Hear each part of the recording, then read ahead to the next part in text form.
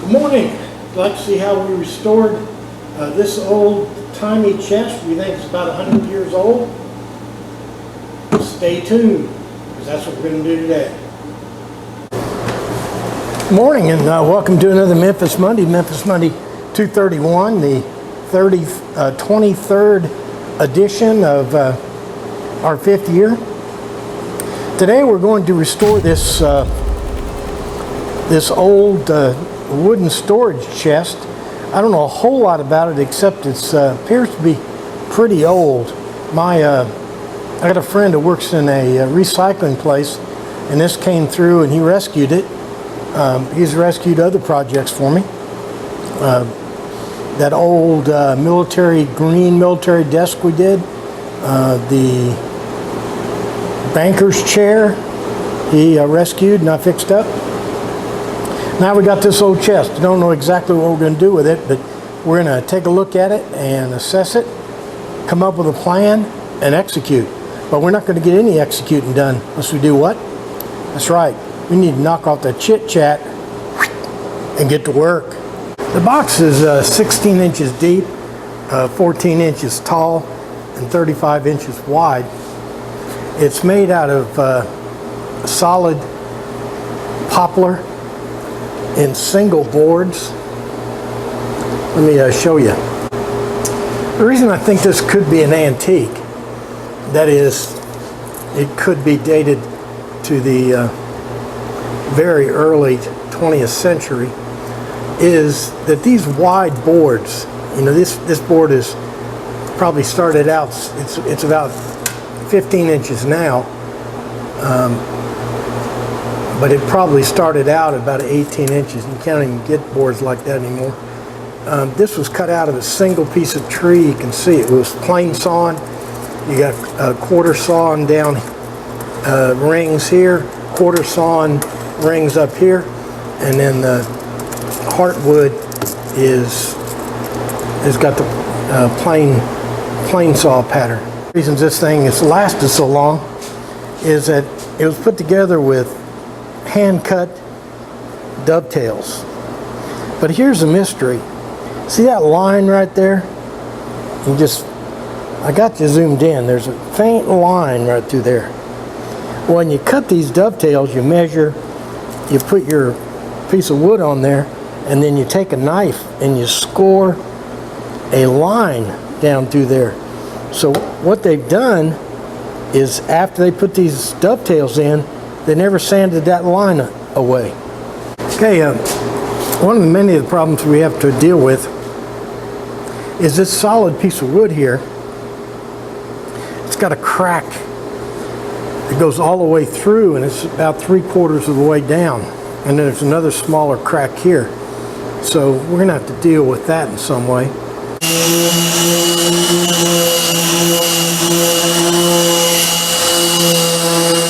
It's definitely poplar. See how greenish yellow that, I don't know if it's coming through on the camera, but it's almost green.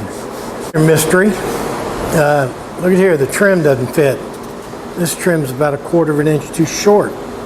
Now you'd think that a guy who could cut these hand-cut dovetails here could cut trim to fit. And the answer is, at some time after this thing was built, the trim broke off right here, and it was pieced back together. And when they pieced it back together, they shortened it by about 1/4 of an inch. Here's our piece was originally painted. See this dark color in here? Well, I'm going to have to take back my theory about it being painted, because this definitely looks like it was finished with some kind of light finish on the inside. Now this is another reason I think this could be 75 or 100 years old. It's got these square cut nails.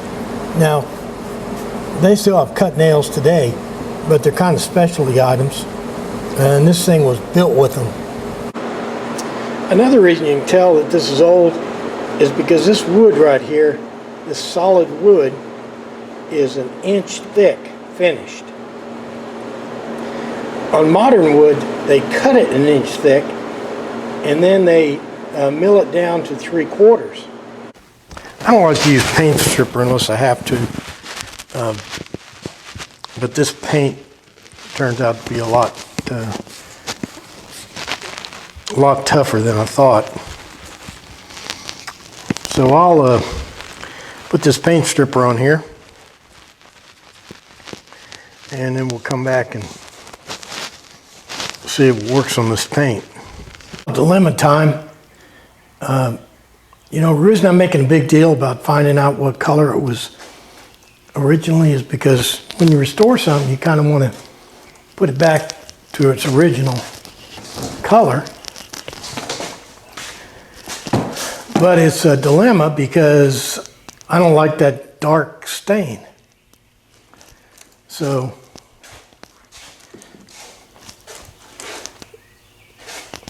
that's my dilemma right now.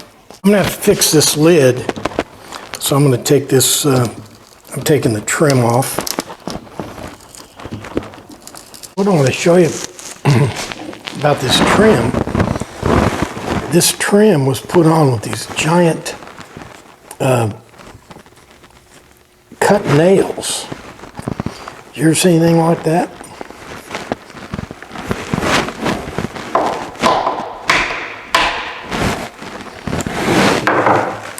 Those nails. That was the trim. Here's something I'd never seen before. In each one of these pins on the dovetails, they have, before they put the thing together, they cut a slot in the pin, and then once they got it assembled, they drove wedges into the pin. You know, somebody's gonna tell me, hey, that's real common. I've never seen it before. I haven't finished sanding this thing down yet, but I've got to do some work on this top. It's cracked in two places. I'm going to have to section a couple of pieces in there. Before I take it off, I might as well show you the problem. See how this board's not laying flat anymore? That's because the board is split right down the middle. Badly that thing's worked. We're going to have to get radical on this thing, I think. Two cracks. This is the biggest crack. It goes about 3/4 of the way through. You can see it flexing there. And we've got another crack right here. It goes about halfway. What I'm going to do, this is really radical. I'm going to put it on a table saw and cut the board right through there, and same thing here. And then I'm going to take it and glue it back together.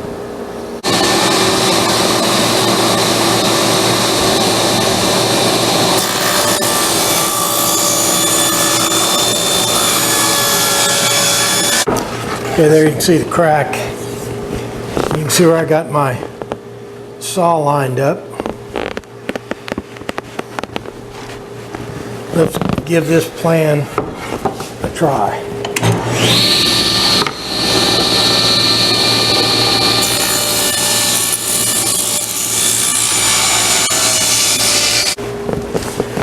That's great, Memphis, but what do you do about the original crack? Well, in the small board over there, I think I pretty much cut it out. But in this one, here's the crack now right here. What I'm going to do is I'm going to spread it apart. It's got wood filler in it. Take some of that wood filler out. Just going to spread it apart and glue it back together. And there'll also be a biscuit through here too.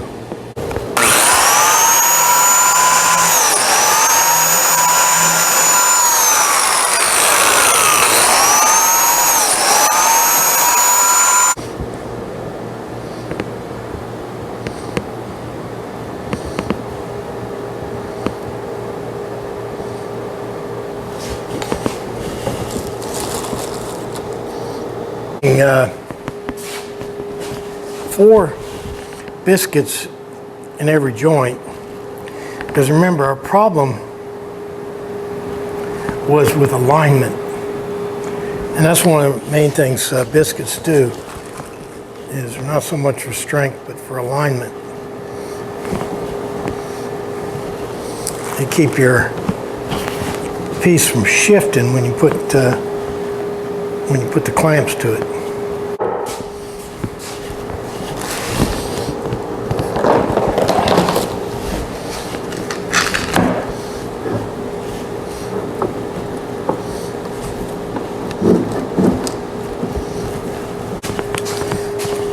Trying to make sure we got that warp out of there.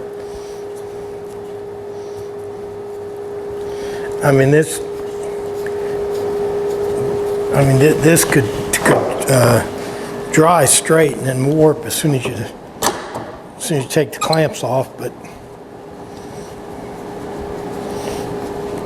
we'll do everything we can.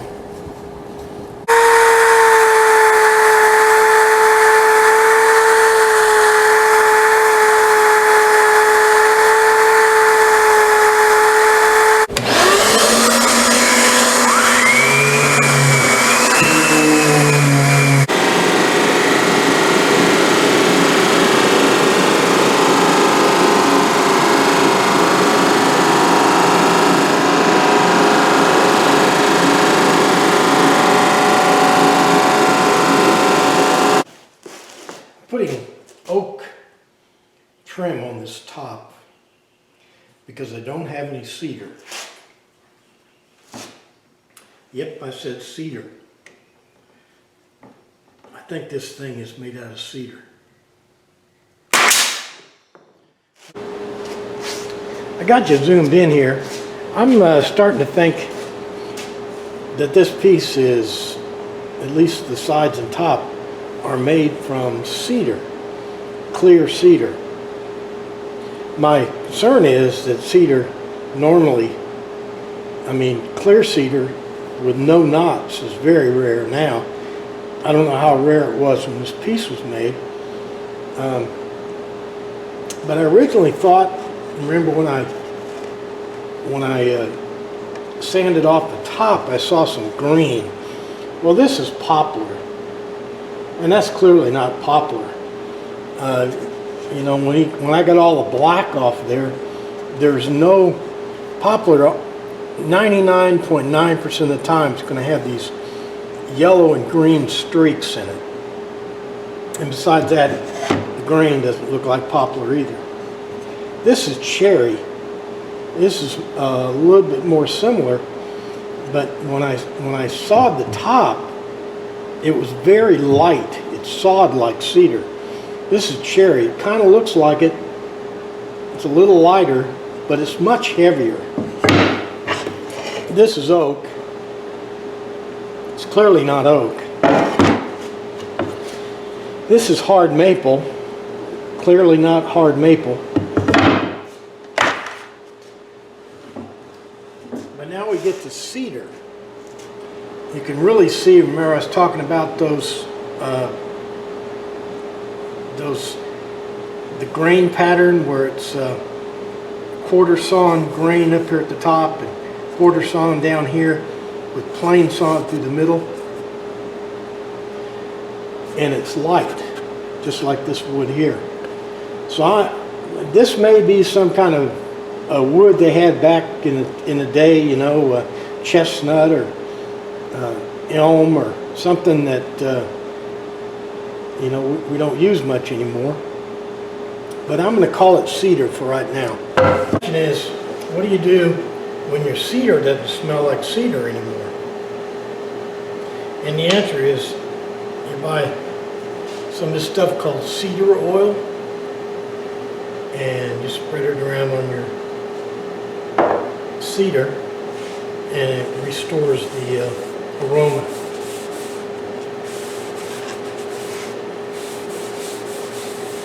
Couldn't find any cedar stain for the outside, so I just used oak.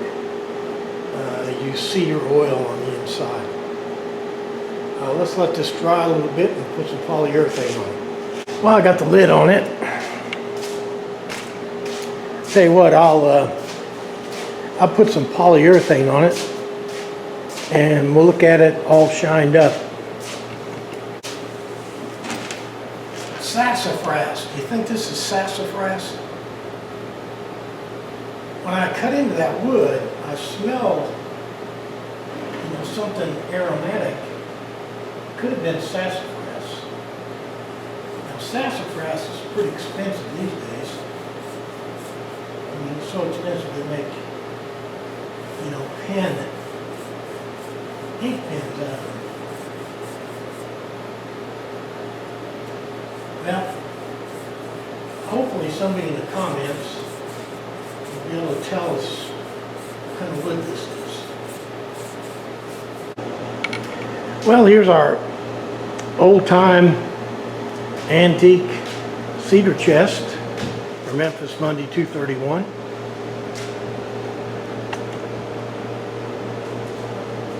Got a lid. I was able to save the hardware.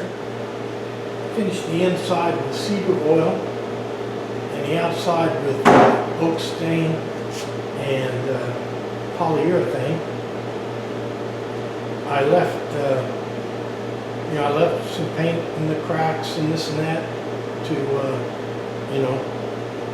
make sure to retain its antique status. Overall, I think I'd give it about a B. We redid this lid. We cut it into 3 strips. You can't even tell where it was cut. Trimmed it in oak because it didn't have any cedar. Still not sure what kind of wood it is. Could be sassafras, could be cedar. I'm calling it cedar. Well, that does it for another Memphis Monday 231, the 23rd video of year 5. Today we restored an ugly pink chest. I think it's some old-timey cedar. The problem is it doesn't have, it looks like cedar, feels like cedar, smells like cedar, but doesn't have any knots in it. Another thing could be is sassafras, but there are some other old-timey trees like elm and ash and some other, this is an ash, that are no longer commercially available. So if you know what kind of wood this is, speak up and don't expect me to defend my position because I don't know. I really don't know. But I think we've got a lot of takeaways. We found those little wedges in the pins on the dovetails. We learned how to flatten a warp board by cutting it lengthwise and gluing it back together. So I think we got our money's worth. So like and favorite and share and comment and all the stuff you do on the internet. But most important, make sure you're back here next week for another exciting Memphis Monday. Thanks for playing along.